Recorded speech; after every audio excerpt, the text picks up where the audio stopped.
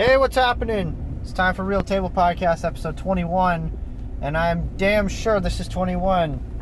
Been a while since I've actually started a podcast where I knew what episode number it is, but this is 21. We're getting up there. We're almost at 25. It is Saturday, June 15th. Saturday, June 15th, 2019. And before I get started, I want to give a big shout out to the St. Louis Blues for their first championship in franchise history. Let's go. Let's go. Congrats, Blues. Play Gloria. Great. I love it. And I want to give another big shout out to the Toronto Raptors for dethroning the Golden State Warriors. It's a bummer they didn't win in Toronto, but in a way it's kind of in a way better that that they won in Golden State's home arena. I think it's always a good middle finger. Like, it's great. You want to see. It's like last year, the Boston Red Sox. They won in LA, and you're like, man, I wish they could have won in 4, so they could have. Or no, not 4. You wish they could have won at home, so they would have had to go to Game 6. Because even if they did sweep, they would have won in LA. But anyways, you just want your team to win. But when your team that you want to win wins on the other team's home court or home ice or home field or whatever you want to call it, there's just something even more satisfying in a way. Because, like I said, when they clinch in your home state, when you're watching it and you're there in the same state, that's a good feeling. But when you're watching it and they're in another state and they clinch, the only thing is you tell yourself, it's just like, why? We stuck it to them, And it was great. I watched the last few seconds of the Raptors game. It was so annoying, though. It's like, it's over. Well, actually, no. It was very close. In fact, I thought Golden State was going to come back and force a Game 7, which would have been that would not have been fun at all. But the Raptors, they were able to hold on. But the annoying part was, like, when there was, 9 seconds left, and it took forever. And I don't even really know what happens. I don't really follow basketball, so it's hard for me to describe it. But there was a foul, like a technical foul, and it took them, 5 minutes to decide what they were going to do. And everyone was just kind of standing around. Like, dude, it's over. It's fucking over. Because by the time they called it, there was maybe 2.7 seconds left on the clock. Okay, 2.7. And then, so they start play again, and then there's another foul. And time ran out, but they blew the whistle anyways. So they added 0.7 seconds. Like I said, I don't follow basketball, so this is probably all normal for basketball, fans or viewers. But, for someone who's a non-basketball guy, it's very frustrating to watch the last minute of a basketball game. It is. But anyways, good for Toronto. I don't know if they're going to keep Kawhi Leonard. I mean, I know they want to, but I just don't. I don't know. They went for it this year, though. My dad was explaining how they were going to, they traded away a couple of good guys, and I think maybe like a draft pick or whatever, to go for it for basically this 1 year. Because Kawhi Leonard's going to be a free agent. So there's a good chance he could leave. There's a chance he could stay. But hey, it paid off. That's every team's dream. All the GMs are watching the Toronto Raptors, and they're just like, man, I wish we could fucking do that. And any team, any sport, that's the dream, to go for it 1 year and actually pull it off. Because a lot of these championship teams, a lot of them win it, and I think even they're just like, oh, shit, I didn't think we'd pull this off. Like last year, the Red Sox went for it, they fucking won it. They went out and got Martinez. Mookie Betts had an amazing year. The whole team was great, And this year, yeah, it is a World Series hangover. Whether they want to admit it or not. Are the Red Sox going to make a comeback? Yeah, they're going to make a comeback. They're going to push for it. Are they going to clinch a division? I don't know. Kind of seems doubtful. It's going to be New York and Tampa Bay. But Boston, I would say, is going to be in the wild card. And with the Blues, oh, great. I got it. That was such a great game. That was a really good one. By the way, I'm on my way to a friend's house. I'm going to hang out with them, so I'm just going to get there a little early, just sit in the parking lot. Again, Of the 21 podcasts, I think 17, 18... No, I think all but one was recorded in my car. And also, the last podcast with Aaron, that was a lot of fun. He had a great time. He wants to come back on, and a couple other people want to come on here. So I'm definitely going to try to have some more guests on here. Real table guests, keep in mind. Not just table guests, but real table guests. So anyways, that's the Raptors. That's NBA Finals. That's what it's called. So now let's talk about hockey. It's over. NHL season, Game 7. That's as far as you can take it, and it's over. It's over, baby. And I'm a little sad because now I gotta wait. Jeez. Now I gotta wait till October. Well, September, preseason starts. But I gotta wait for the damn Coyotes. Damn it. They're coming back for another season, and the Coyotes are gonna get bought by this new owner, millionaire or billionaire. I'm not even sure. So we'll see what happens. But anyways, me and a couple friends went to Buffalo Wild Wings to watch the game, and I was going for the Blues. They were going for Boston. So, and that was the first time that I had hung out with a friend or two, and we were going for opposing teams, because a lot of my friends aren't sports fans. That's what I meant to say. So they don't follow sports. I have a couple friends, they work in restaurants, so they have the games on, so they watch it, but they don't really pay attention. They just see what teams we're playing. Diamondbacks and, Rockies, Phillies, whoever. So they were going for Boston. I was going for the Blues. And it was fun. Like I said, I don't have opposing, I don't hang out with a lot of friends and we go for opposing teams. So this was a different experience. And the Blues, they held on, man. They held. I thought Boston was absolutely dominating that first period. I did not think they were going to, keep it a scoreless game until the third period. With 3 minutes left in the game, Boston finally gets on the board. Jordan Binnington, oh my God. He stopped 32 shots? So Boston was down on the Blues' end, and they just kept shooting and shooting and shooting. But not only was Binnington, the goalie, defending great, but everybody, the defensemen, so many blocked shots. It was fantastic. And then the Blues got on the board. And there were a bunch of Blues fans at B-Dubs. And we were all like, yeah, let's go. The other guys were, not too happy. Oh, Aaron, too. I don't know if I said that before, but me and Aaron and another friend of ours, we all went. So the Blues scored. He wasn't happy, but even in my head, I'm like, all right, Boston's gonna come back and they're gonna score. This period's probably gonna end at one apiece, or they're gonna score, early in the second, with 12 seconds left. Blues make a rush. It was kind of a breakaway a little bit, and I didn't see it, but Brad Marchand, saying that right, went for a line change, and then he bailed and then came back, and he was completely just, taken back and just caught off guard, and the Blues scored with 7.9 seconds left. They made it 2-0. I felt pretty good when that happened, because I said as that play was developing, I'm like, they're not gonna get a shot on here. I really didn't think they were. But not only did they, the guy get a fucking pass. Jeez, I wish they could fix the road there. Not only was there a great pass, but the guy was wide open. I mean, can't blame Tuukka Rask for that whole game. They had a couple of shots that were... I think some Boston fans were saying that goal that Brad Marchand basically gave up was the deciding goal. And I kind of agree so. So in the second period, nothing happened.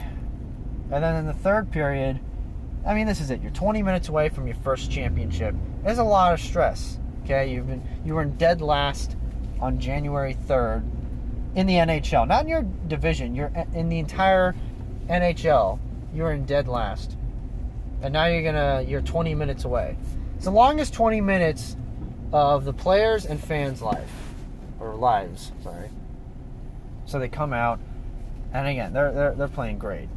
Boston is playing strong, but not strong enough. I mean, that was just a dominating performance from everybody, not just the goalie, but the defensemen, everybody. And when Boston scored, or not Boston, St. Louis scored, I don't remember, it was like 9 minutes left. Between 6 and 9 minutes left, they scored again. They made it 3-0. And I was feeling pretty good. And then finally Boston got on the board. They pulled the goal. They had a 6-on-5 advantage. And I think that made it 3-1. Or hold up, no, I think St. Louis scored twice, and that made it 4-0. And then Boston scored, that made it 4-1. So they were down by 3. I did get a little worried though, because I thought to myself, there's 3 minutes left. It's 4-1. They have a 6-on-5, odd man advantage. They could possibly pull this off. This is Boston. They're in Boston. And, another thing, too, was David Ortiz, former Red Sox, got shot in the Dominican Republic. And that's when I really thought, I think Boston is going to take this. The momentum, they won Game 6 in St. Louis. And now David Ortiz, Boston legend, is back. I really think they're going to take it. I'm already here, so I'm just going to take that out. Get all this shit ready. There we go. Enough fooling around. So anyways, you get down to it. Aaron wanted to leave. He didn't want to watch them win. And as a hockey fan, or even just a casual fan, you want to watch the Rays of the Stanley Cup. It's a big deal. Because like I said before on here, at least I think I've said it, winning the Stanley Cup, I think, is the hardest championship, to get. Because you have to win 4 rounds, all best of 7. It's the hardest thing. I mean, it's all on ice. It's really fucking hard to do. Imagine doing something and then doing it on ice. It just makes it harder. So I was very happy, and then the seconds counted down. Every goal the Blues scored, everyone in B-dubs, or most of the people, would get really loud and excited, and then the Blues won, and practically the entire restaurant just, burst into, joyous celebration. So it was really good. It was very fun. And, Alex Pietrangelo, the Blues captain, raised the cup. And St. Louis won. They ended it. So, once again, big shout out to the city of St. Louis and Toronto for both teams capturing. I think they were a day apart, too. Because the Blues won on Wednesday, and then the Raptors won the next night. So there you go. I don't know if that's ever happened before in sports history, where two teams both won a championship. Their first one on back-to-back days, let alone winning a championship on back-to-back days. Different sports. I have no idea. I actually got to look into that. But anyways, so like the first 13 and a half minutes is about, the NBA and NHL Finals. So I think that'll do for some of that sports talk. I do want to say I got this app on my phone. It's called Beat the Streak.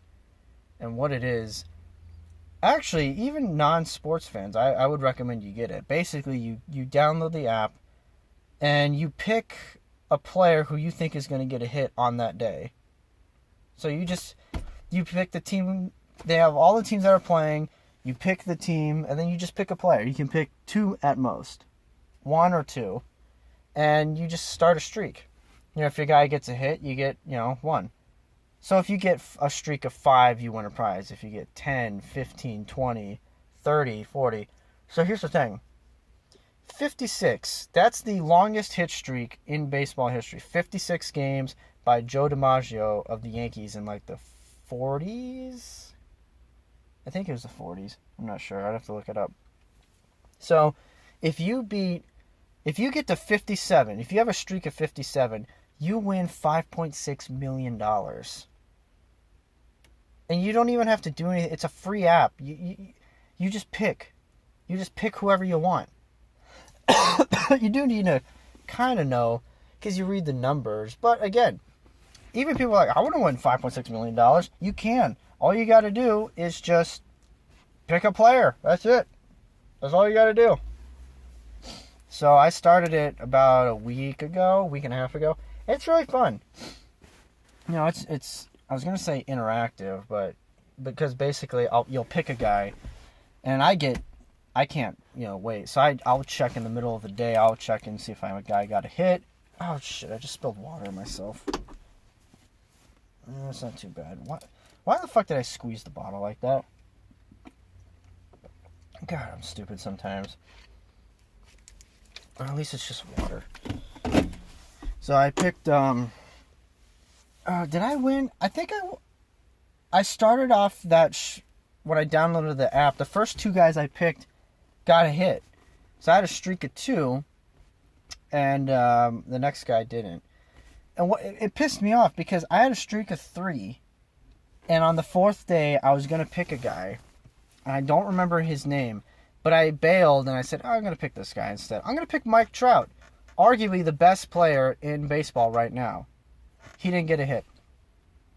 But the guy that I was going to pick but changed my mind, he got a hit. So it always goes to show you, go with your gut. You're going to pick somebody, just stick with it.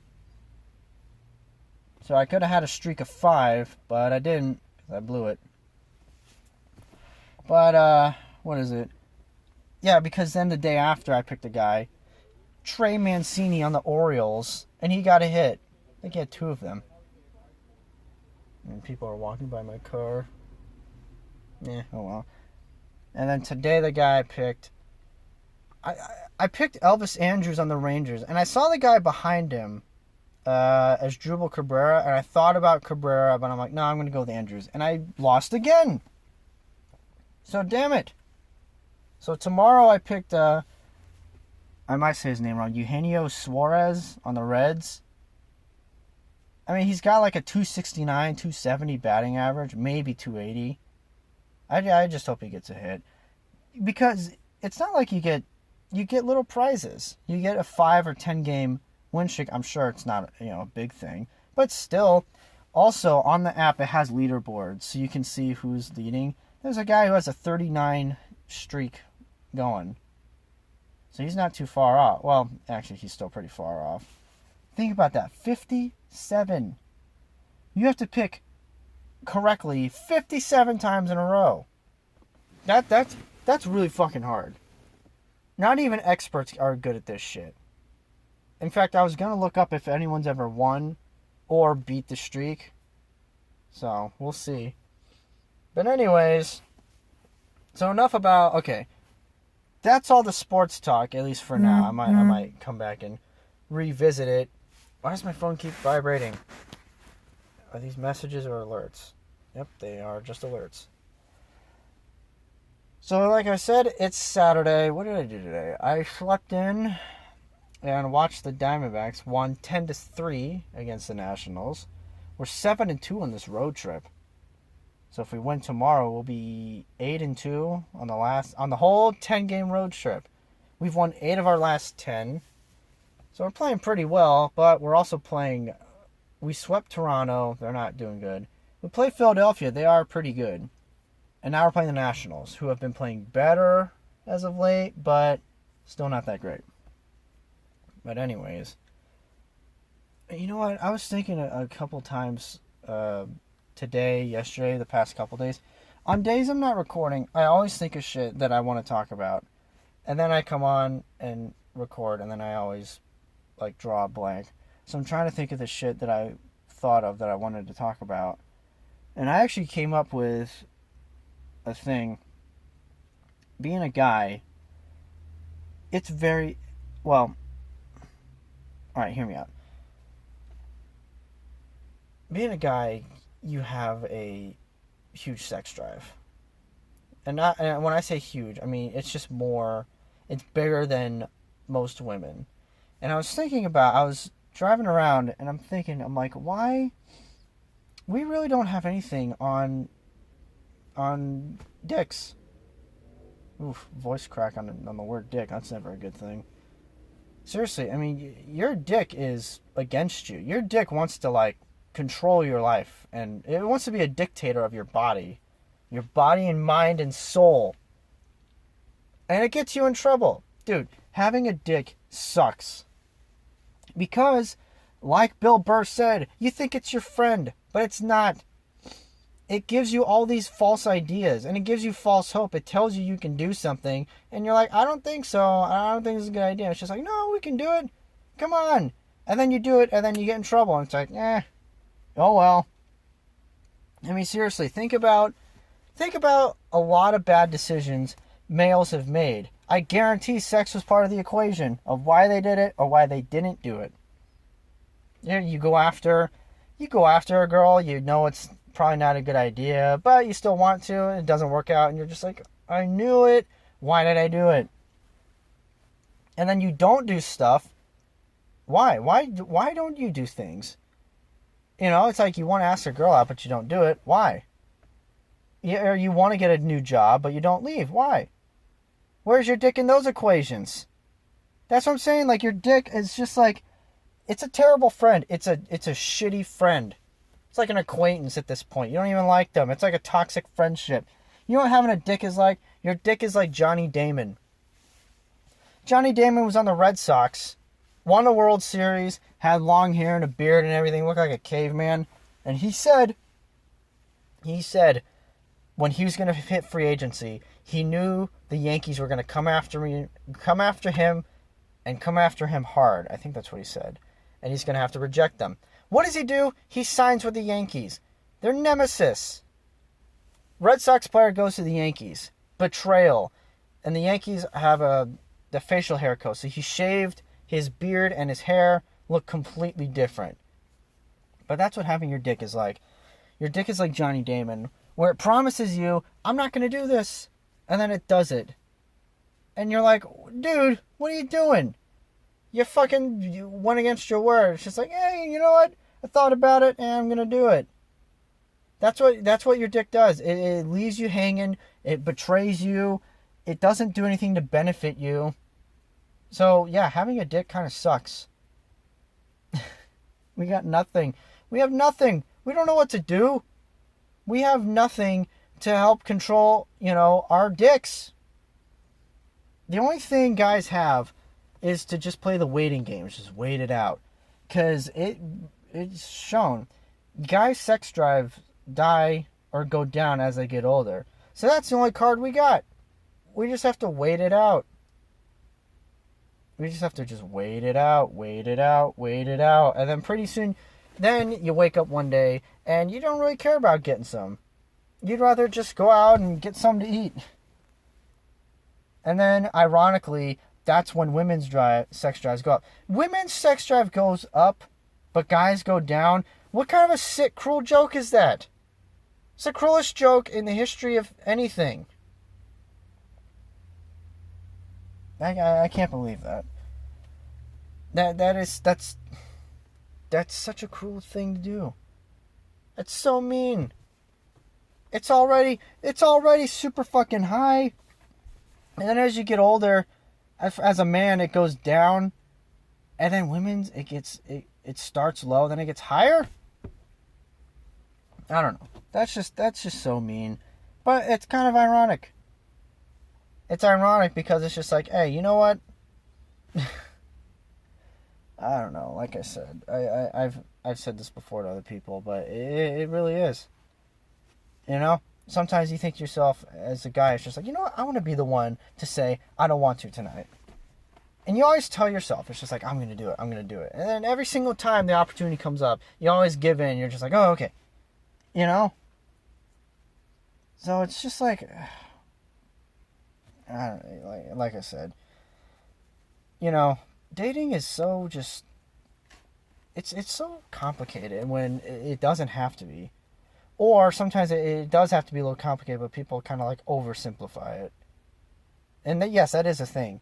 You can oversimplify something and then make it worse.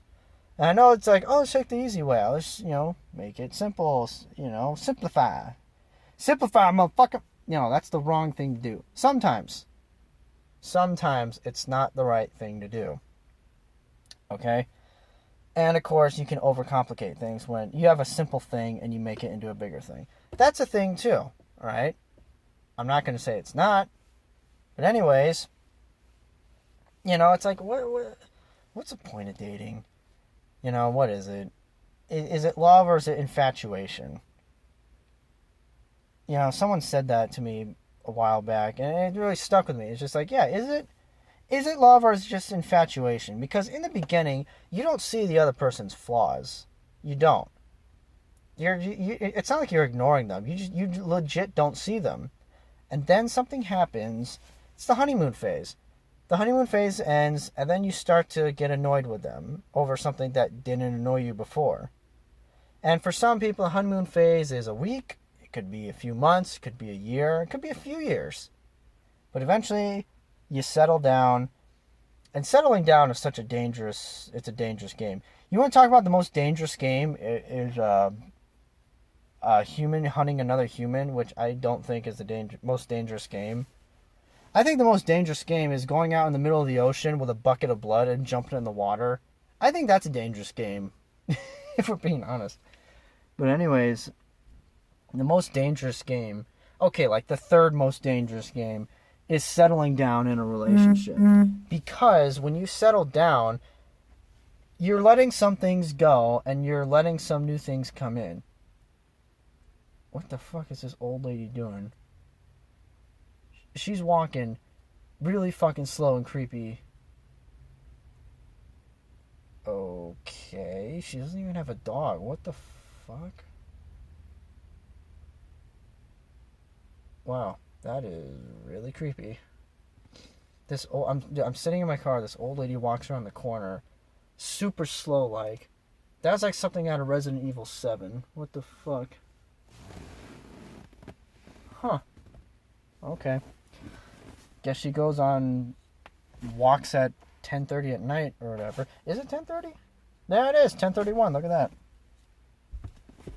All right.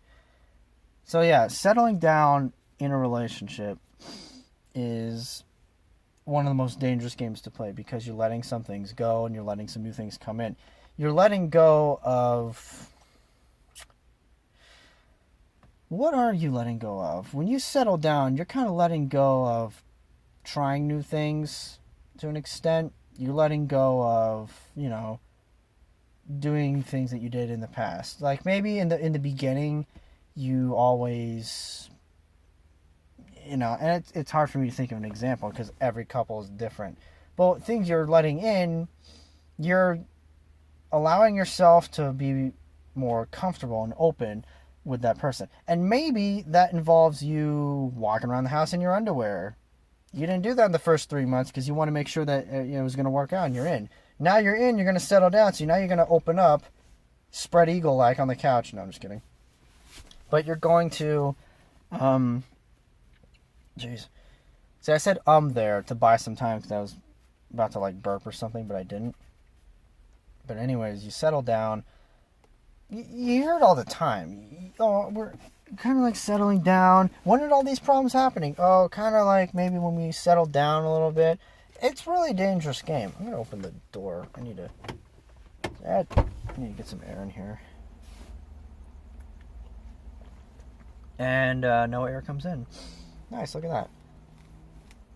So settling down is really just... It's a risky move. But in order to settle down, you got to be with somebody. You could settle down when you're single, but it's different. It's not one of the most dangerous games. Because when you're settling down when you're single, what exactly are you settling down? Maybe you're not going to go out to the club and try to pick up chicks right there. Maybe you might go to a fucking library or a Starbucks. You might try to meet women in a more mature way, or you might try to meet a guy in a more mature way. Because, look, when you're in your 20s, people are stupid, okay? People are downright dumb. I'm stupid, okay? I'm dumb. I'll admit guilt. But these people, these girls who go out to to the gym or whatever, and they see a guy working out, it's like, I met this guy, Chad, at the gym. I think he's the one. It's like, okay, really? You think he's the one? You've known him for 2 weeks, and you think he's the one. She's like, yeah. And then in your head, you're like, I already know how this is going to play out. Sure enough, so-and-so sleeps with Chad. Chad bails, doesn't go to that gym anymore, goes to another one. It's like, I can't believe it did this to me. It's like, I can. This is what Chads do. This is what Chads and fucking Dominics and Prestons of the world do. They go out, they go to the gym, they work out. I don't even think they work out for themselves. I think they just do it just to get laid. Which, yeah, I guess is, give them credit for that, because I couldn't do that. It's like, yeah, I want a woman, but I'm not going to go to the gym just for that. If I'm going to go to the gym, I'm going to do it for myself, because I want to work out, not just to get somebody. It's like, maybe they're thinking, oh, I'm going to go to the gym and get a lady and get swole at the same time. Kill two birds with one stone. Again, give them credit. Smart play, I guess. But they're being fucking dicks and assholes. So, and on the other side of the spectrum, these guys who go to these dance clubs or nightclubs or whatever, and they meet this half-naked girl twerking on, the fucking table or whatever, and she makes eye contact with him, and then, they start talking, and she's like, oh, I met this girl. Her name is fucking, I can't think of I'm trying to think of, like, a female stripper name. I met this girl. Her name is, fucking Christina, or whatever. Christina's not really, like, a stripper name, though, but I'm just trying to think of, like, a preppy name where if you hear it, you just know it's not going to work out. When you meet a guy named Chad, you just know. You just know. It's not, I don't got a good feeling about this. And you meet some girls with that name, with that, that gold digging whore name, you just know, it's not going to work. It's just not going to work. But people need to learn that. People need to learn. They need to go out and they need to get used. They need to go out and get used by Chad and Dom at the fucking gym. And then guys need to go out to the club and get used by fucking, Brittany or Lindsay or whoever.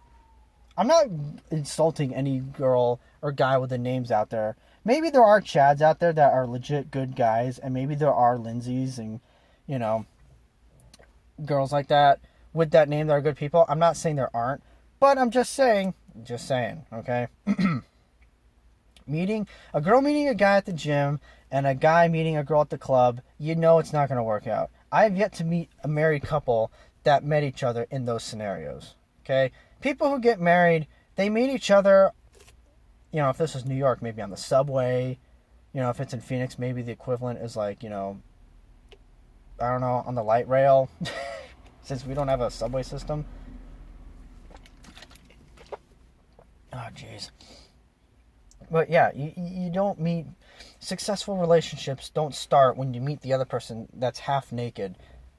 I'm just saying, girls meet guys that are either shirtless or like have shorts on and like a sleeveless shirt. And then on the other side, guys meet these girls that have like short shorts and like basically a bra on. Look, dude, if you're fully clothed, male or female, and you meet the other sex and they're like half naked, it's not going to work out. All right? And you can quote me on that. You know what I should do? I should try to do some research and go out and try to meet and just like see and just study and go to like these gyms or clubs and just see or just talk to people and just see if you meet someone that's half naked at a club or a gym, does that relationship work out? My hypothesis is no, it won't work out. It's working out now. And then 2 weeks later, it's like, I can't believe he did this to me. Oh, is that fucking Caius? That's fucking weird. Huh. I think a friend of mine just walked right by me. I don't think he recognized my car. That's really fucking weird. I gotta have him on the podcast. I was gonna ask him if he wanted to be on tonight, but I don't know. I don't want to ask somebody like the day of. I mean, I know I did with Aaron, but we were hanging out, before. God, I gotta get some fucking air in here. It's fucking hot.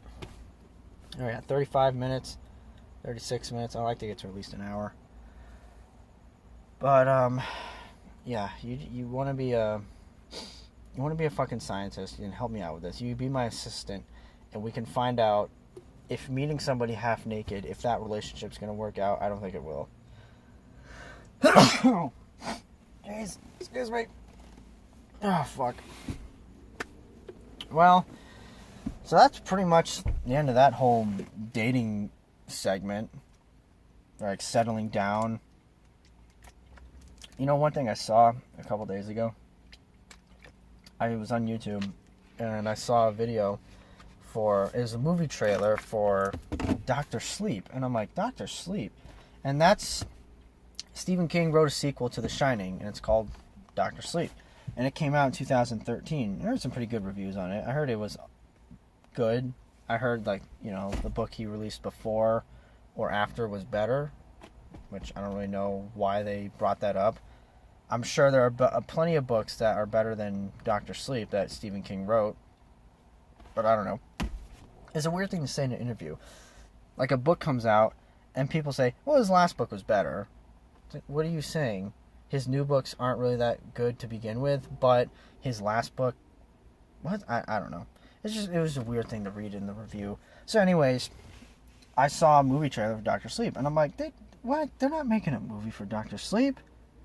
And then I looked it up online, and yeah, they are. Ewan McGregor is going to play an adult Danny Torrance. And it's going to take place in the same universe as The Shining. So they are going to... So it is like a sequel to The Shining. Well, like a sequel, it is. They're going to reference it, which I like. I didn't want them to just pretend like this is a sequel to The Shining in a different universe. You know, that would be, you know, really fucking lame. I haven't read the book. I haven't even read The Shining. I've seen the movie, though. I watched the movie in 3 sittings. That was something else. So I'm finishing a book right now. Then I'm going to read the 3rd Girl with the Dragon Tattoo book. And then I'll probably read The Shining. And then maybe Dr. Sleep. Because the movie comes out in November. And I really want to watch it. I love Ewan McGregor. He's a good actor. He's Obi-Wan. And he's in The Ghost Rider. He's a good actor. He plays a really great good guy protagonist. I've only seen him play a bad guy really just once. I don't know if I haven't seen too many of his movies, but every movie I've seen him in, he's always playing a good guy. And I know if someone's out there going to listen to this and be like, no, he plays a bad guy in this movie. Okay, send me the movies and I'll watch them. He's a good actor. So anyways, Dr. Sleep, it's a sequel. It takes place roughly 40 years later, after the events of The Shining, and Danny is an adult. He's an alcoholic. He uses his shining powers to help people, and then apparently he meets some 12, 13-year-old girl with the same power, and they just become connected.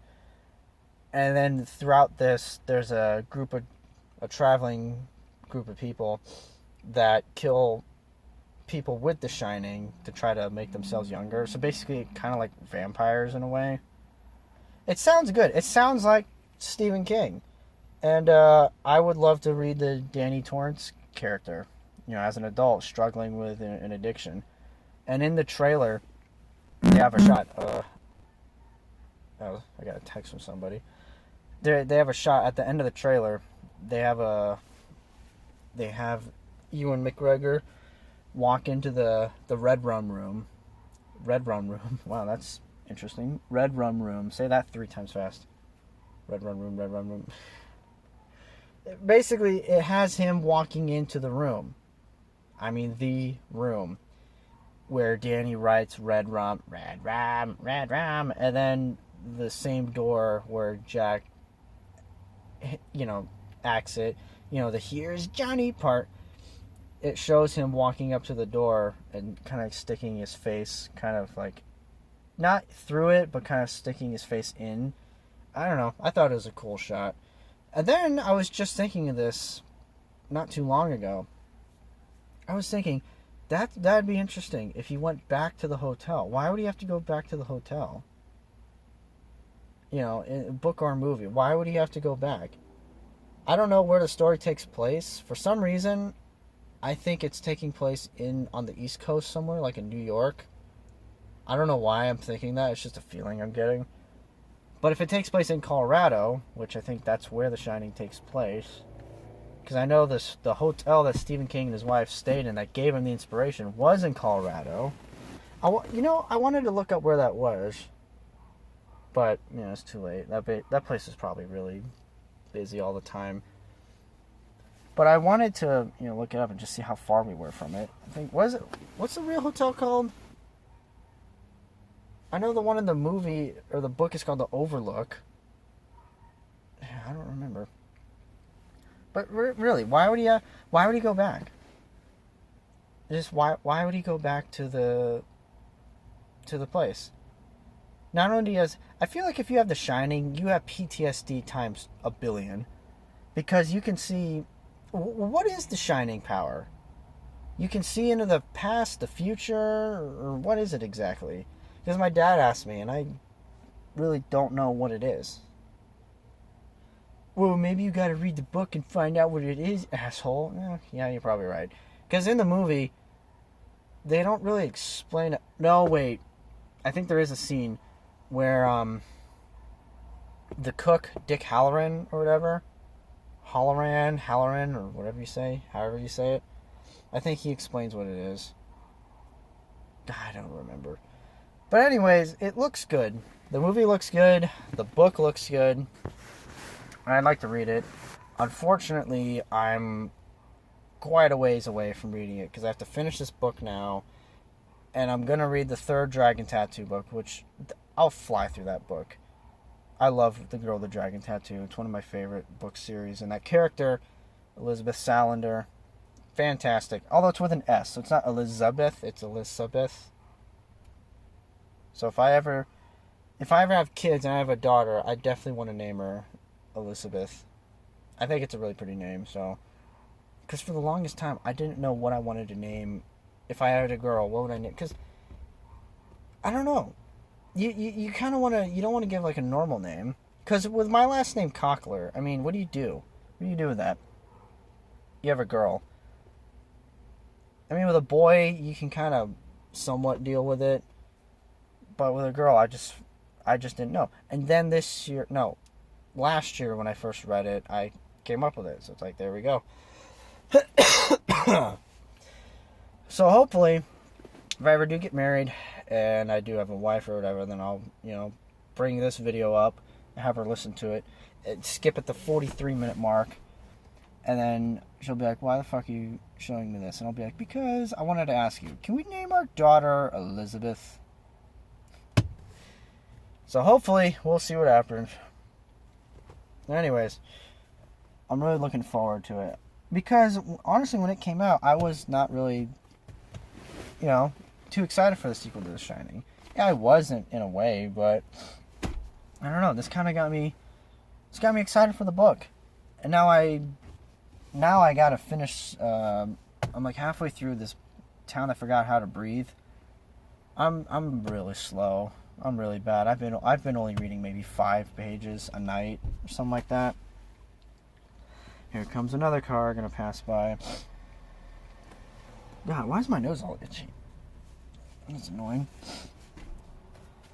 Fuck. A friend of mine told me that I told him I have a podcast, a solo one, and he said you should try to monetize it. And I'm like, well, dude, I need a bunch of subscribers. And speaking of podcasts, Alex on the Corn and Cock podcast, he had an idea. He said, hey, I wanted to bring something up to you. And I said, what? He wants to have a drawing contest.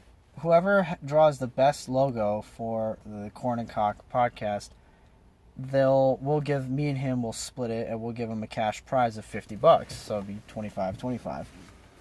And at first I was like, give him cash? And then he said, well, yeah, that'll give him the incentive to try. And I'm like, yeah, that's good. That's a fair point.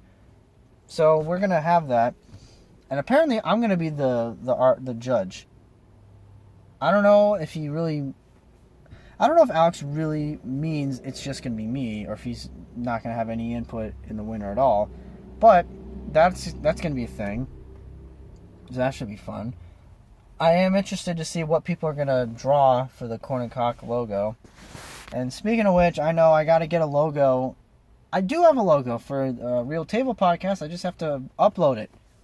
Edit it and upload it. And then I do have to get some sort of like quote-unquote logo or banner. I don't know why I say that so weird. So I do have to get on that. I got to work on it. And I'm trying to get more subscribers for all three of my YouTube channels. The two podcasts and then the drum cover. And the drum covers, I'm getting back into it too. I played drums today. And it went really well. I played a couple long songs. I played No Quarter, Eulogy, No Quarter by Zeppelin, Eulogy by Tool, and then Here Comes Revenge by Metallica. I don't know why I wanted to play that one. And what did I play after that? I think it was a mellow one. I don't really remember. Here comes another car. Here comes another lady walking. Is she walking towards me or away from me? I can't tell. No, she is walking towards me. When you look in the rear view or the side mirror, sometimes you can't tell if someone's walking towards you or away from you for a split second, and it looks really weird. I don't know why she's walking so slow, though. But the drum covers have been going well. I've been getting back into it. Wait a second. That's that. Oh, yeah, it is. It's that old lady from before. Man, she is really perfecting that Resident Evil 7 walk. I mean, what the hell? Could she walk any more menacingly? Oh, well. You see a bunch of weird things on this podcast. We saw rabbits walking around. We saw a cat fight. Now we're watching creepy old ladies walking around. Jeez. That's why it's good to get out and record instead of doing it in a room. I think about 5 minutes of podcast you can add up. It's just me commenting on shit happening around me. Which I should probably record during the day. Go out in a Walmart parking lot. Well, then I'd probably die, though. Because it'd be really fucking hot. Man, we're at 48 minutes already. Man. But, what else did I play? I do remember I played the Negative One by Slipknot. That was really fast, and I was surprised I was able to play it, to be honest. And then I think after that, I played 7 total songs. I'm leaving out a couple, and then I ended it.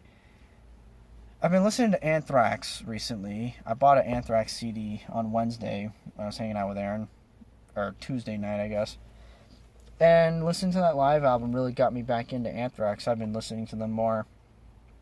And I found out this song. Well, I kind of rediscovered this one song they have. I forgot how... Yeah, it's fun about being a music fan. Hold on. Let me rip this thing off. You have a favorite band and you get back into it and you're just like, oh, I forgot about this song. I forgot how good it was. And for me, it was the song A Skeleton in the Closet. That's a really good, solid song, man. It's based off of Stephen King. It's based off of Apt Pupil by Stephen King.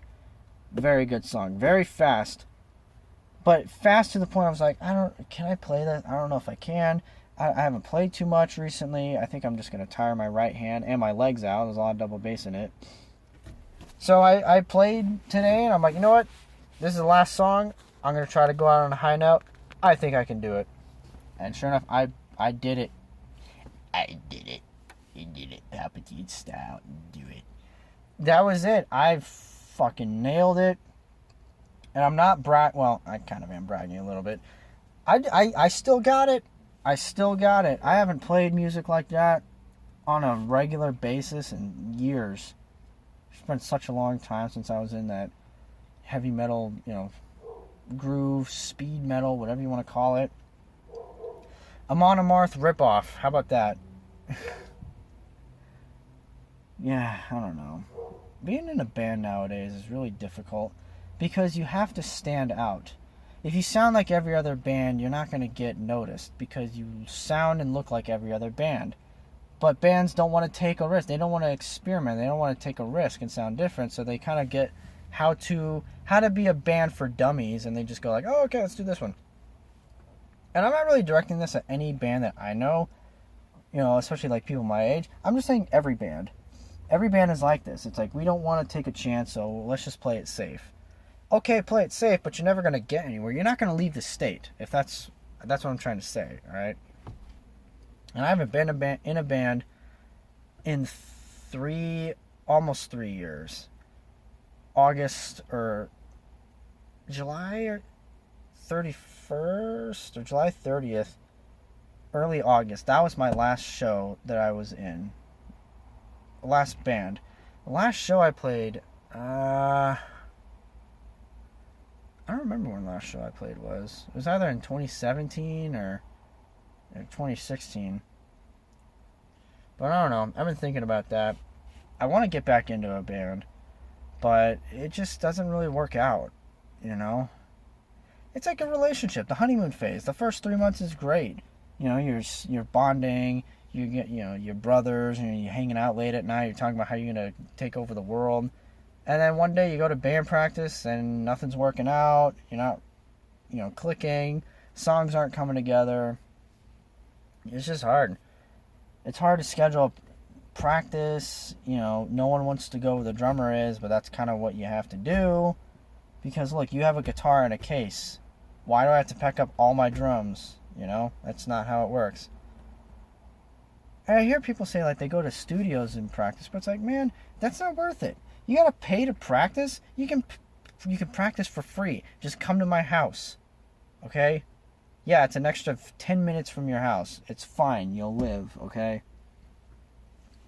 And not just that, but just musically. I've never been able to find a group of guys that I've been able to play with that there wasn't any sort of like musical differences.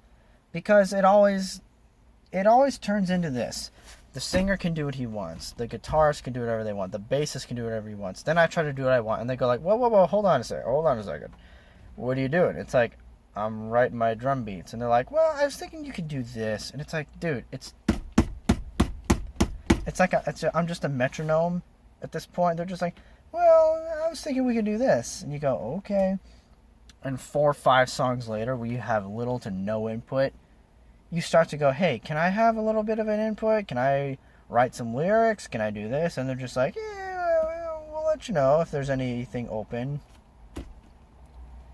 So I don't know. The one band I was in that we get together every couple years and play a reunion show, that was the best one because we did our own thing. And we were mostly a cover band, but we did have some originals. And the originals were really heavy and really good. And like I said, we get together every year and a half, 2 years, and play a little reunion show somewhere and try to sell as many tickets as possible. Jeez. I don't know what that burp was, excuse me. I don't know. Oh God, voice crack. That was a really bad one. I would like to get back into the music scene again. It's a lot of fun, but the other problem was ticket sales, man. Nobody wants to go out. Nobody wants to drive out there. Everybody's working. Nobody wants to, take a Friday night off and go out there. They'd rather go to a fucking bar and just drink or whatever. It's like, dude, we are playing at a bar. Yeah, but it's really far away and I gotta do shit tomorrow. What are you doing on Saturday morning? Well, I don't know, but I just have to do something. I'm just tired of it. I just kind of got worn out, bummed out. I was tired of buying 5 to 10 tickets a show and trying to get other people to go for a discounted price. So yeah, I lost money, but I was trying to fill the crowd, fill the venue. And it wasn't working. So I was just kind of like, all right.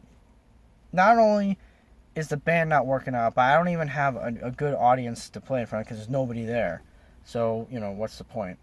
And a few years ago, I was really serious and hell-bent on starting my own band. I went out, I was messaging people, I had a band name, I had an idea of what I wanted to do, and then the shit hit the fan. Yeah, the shit hit the fan, and I'll be honest a little bit, I got really depressed, because that was the time when my ex at the time left me, and that was just... everything came to a halt. literally, and then after that, I just immediately I stopped or gave up, but it just didn't really work out. And by it didn't work out, me trying to be in a band, I auditioned the next year or so in various bands, and it just, I don't know, things didn't really work out, because in the beginning, everything's fine. Oh yeah, there were a couple funny ones, like when this guy I auditioned, and he was a reggae guy. He was into reggae. And this guy he was quite the character. Like, he was really shorter than me, but he's like super, fit and worked out. This guy works out for fun and thoroughly enjoys it. But he was like into this, reggae thing, and I know nothing about reggae. The closest thing I get to reggae is The Police. And even then, that's like barely scratching the surface. I know a lot of reggae fans out there will listen to this and be like, oh, what's he talking about? It's like, yeah, I know. Okay? I know. So I remember I was playing. I forgot if we learned a song or just jamming. I think we were just jamming. And he stopped and he said, try to play more reggae. And I'm like, okay. And I wasn't being mean or condescending, but I don't know much about reggae, so I'm trying to do my best Stuart Copeland impression. And he just stopped halfway through, and he's up front. I really appreciated this and thought it was funny. He was just like, I don't think this is going to work out. I can tell you're really, like, holding back, and you really want to, go out, and I just don't know. We just have too big a musical difference. And I'm like, all right, I guess, is that the end? And he's like, yeah, I guess. And then he packed up and left. He forgot one of his mics, so he had to come back a few days later and grab it. But yeah, that was one of the funniest auditions. A couple other auditions, these guys come over and they're like in really basic bands, and they're like, all right, what do you got? And they see how big my drum set is. And again, I'm not bragging. Go look at my drum covers and you'll see how big my drum set is. It's literally a full circle. And they're like, all right, play. And I'll play for like a minute, and they'll be like, oh my God, you're in the band. That's always a good feeling. And it's happened to me a few times. But it's always fun starting a band. And you know what? I might actually look into it or consider it, because I really want to get back out and try to, play. I want to play at a house party. Those are a lot of fun. I did that once a couple years ago. We were in a tiny little, it was like an apartment. It wasn't even a house party. It was like an apartment party. So we brought all my, well, not all. I brought maybe 3-4 drums over. So basically double bass, hi-hat, 2 toms, crash, and that was it. And like a ride cymbal. That was it.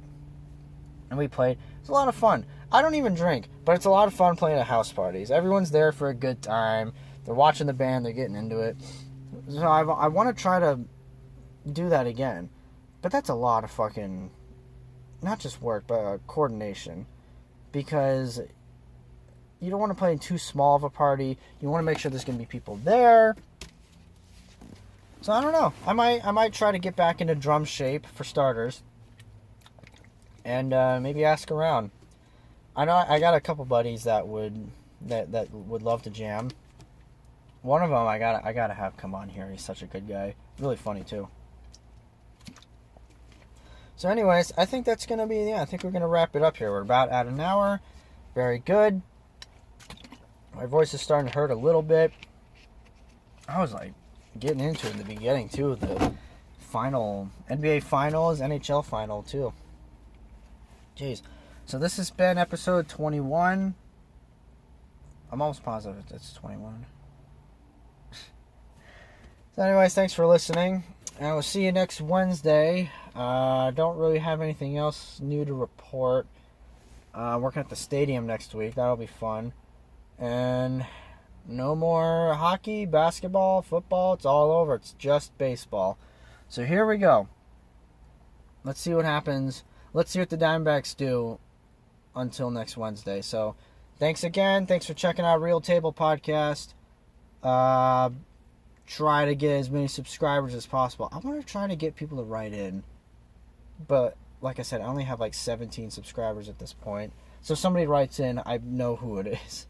When someone anonymous writes in, like on these other podcasts or radio shows, it's very fun because, you don't know the person. So anyways, thanks for listening. I'll catch you guys next Wednesday. Bye.